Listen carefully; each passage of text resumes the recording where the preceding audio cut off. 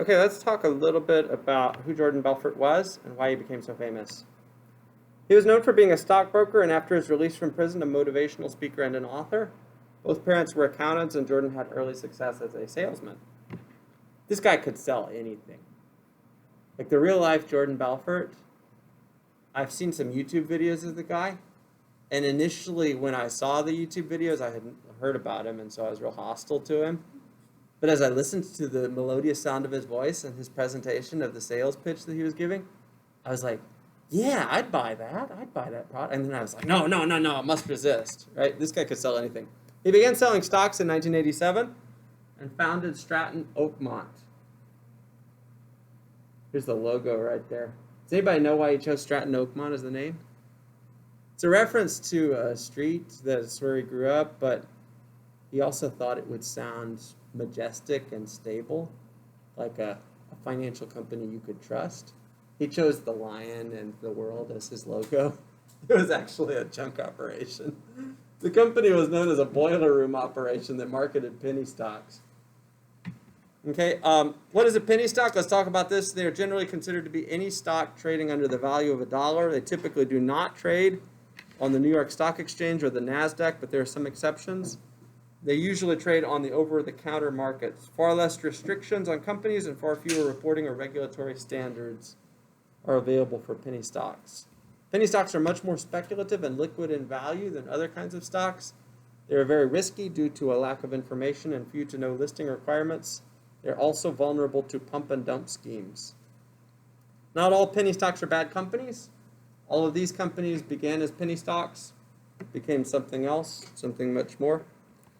Let's talk about what a pump and dump scheme is, though. A pump and dump is a scheme that attempts to boost the price of a stock through recommendations that are based on false, misleading, or greatly exaggerated statements. The perpetrators of this scheme, who already have an established position in the company's stock, sell their positions after the hype has led to a higher share price. So the pump is some sort of a press release or some sort of an internet marketing campaign. A bunch of people rush into the stock. People who already had a position in the stock then sell out at the top. Maybe they short sell it at the top, and the stock collapses and they make money both ways. An example, Health Advance. These are some online chat room pumps.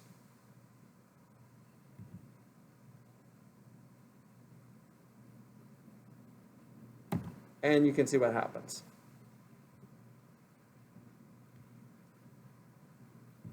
All right, Belfort stockbrokers pushed stocks onto unsuspecting clients, which inflated the cost.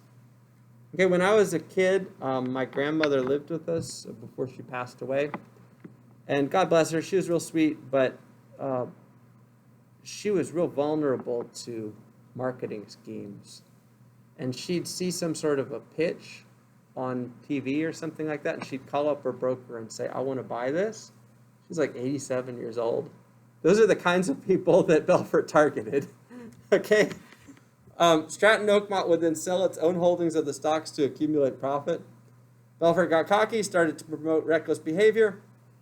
A lot of these behaviors are on display in the movie Wolf of Wall Street. Yes, they really did do dwarf tossing. He actually had an assistant at the firm, Schaefer Head.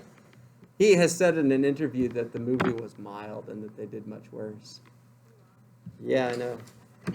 Lots of partying, extensive cocaine use.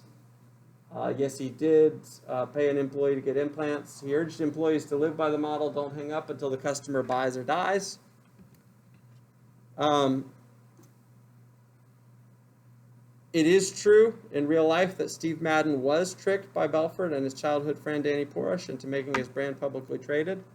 The agreement, though, that they wrote for the terms secretly gave them 85% of the company. It's kind of like what Mark Zuckerberg did to his initial business partners when he rewrote the terms of the agreement secretly and dared them to litigate against him. Yeah?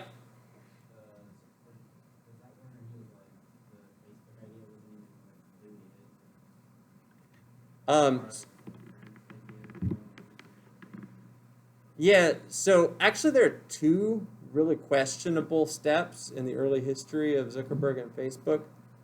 One is where he steals the idea while secretly making the Winklevoss brothers think that he's actually building their website. In fact, actually, he's building his own and has stolen the idea from them. That's the first step. And then the second step is when he takes his initial business partners and essentially kneecaps all of them so he can take control of the company himself. So others, for instance, ponied up the capital because he didn't have any money to pony up the capital to start the company. And then he kneecaps all of his friends so that he can have the company just for himself. Anyway, I guess it works. Sometimes in order to become that powerful, you have to destroy all your friends. Okay, Belfort stockbrokers artificially inflated the price of Madden's IPO, then sold it to make a ton of profit. This deal caught the attention of the FBI and was what eventually led to their arrest. Belfort feared that he would lose his cash, laundered his money through relatives into Switzerland. This is portrayed in the movie, actually. Okay, he really did try to bribe an FBI agent. You guys remember the scene on the boat? Apparently that was all true to life. The SEC began investigating the firm's trading practices. Stratton Oakmont paid $2.5 million in the civil securities fraud case. This settlement banned Belfort from running his firm. During this time, Belfort became more heavily reliant on drugs and alcohol. Okay, this is the beginning of the investigation, actually. The $2.5 million was the initial bit. Belfort was also being investigated by the FBI for money laundering and prostitution. Under these kinds of investigations, he secretly laundered about $20 million through various investment schemes. Then he had his aunt put this money in a Swiss account in an effort to prevent the U.S. from seizing his money. This guy was really good at what he did. Facing 20 to 30 years in prison, Belfort agreed to work with the FBI undercover as he gathered evidence against his friends. This was the ultimate in betraying others in Belfort's professional history.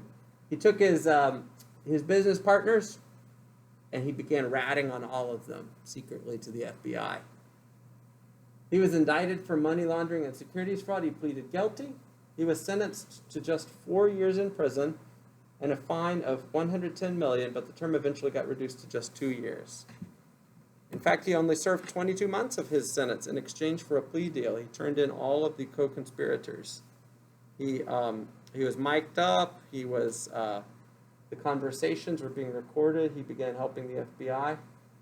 All in all, he cheated roughly 1,500 investors to bring in close to $200 million. He got to keep a good amount of that at the end of the day. Oh, yes. He then became a motivational speaker, pitching the line that anyone can become a good salesman, offering what he calls the straight line system. He says he's honest now. This is his book, The Way of the Wolf. He has gotten a movie deal as well. Here's a quote from him. "Oh my God, I'd be worth 10 to 20 billion by now. I was so stupid, I screwed up everything. One company alone, Steve Madden, is worth $3.5 billion, and I owned 50% of it when it went public. I liked to party. I self-destructed. I've been sober for 15 years now, and I don't live like that anymore. But the self-destructive behavior is not what I find to be troubling at all. It's the fact that people lost money." He has never voluntarily given back any of the money. So those kinds of actions make me suspicious of quotes of this kind. Any comments or thoughts on this case?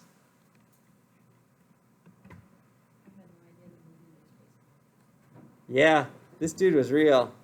He's kind of a wild. It's kind of a wild story. Again, I wish I could tell you guys that crime does not pay, but it appears to have paid off for this dude. As long as you can do criminal actions that are high profile enough to merit a movie and book deal. Okay, that will conclude our module on finance ethics. Okay, I'd hoped to do Wirecard, but I think I'm not going to get to it this semester. We've got 5 minutes left. I commend the rest of this chapter to you. I will actually talk about it in class on Thursday. If you want to come on Thursday and bring your papers, we are doing a paper boot camp. Otherwise, I will see you guys next week, and I'm looking forward to receiving your papers on Friday. Yes? Have you decided anything else about the replacement for the presentation? Yes, I have. And I should probably send that out today or tomorrow. Thank you for the reminder. Yes, so instead of the presentations in group format,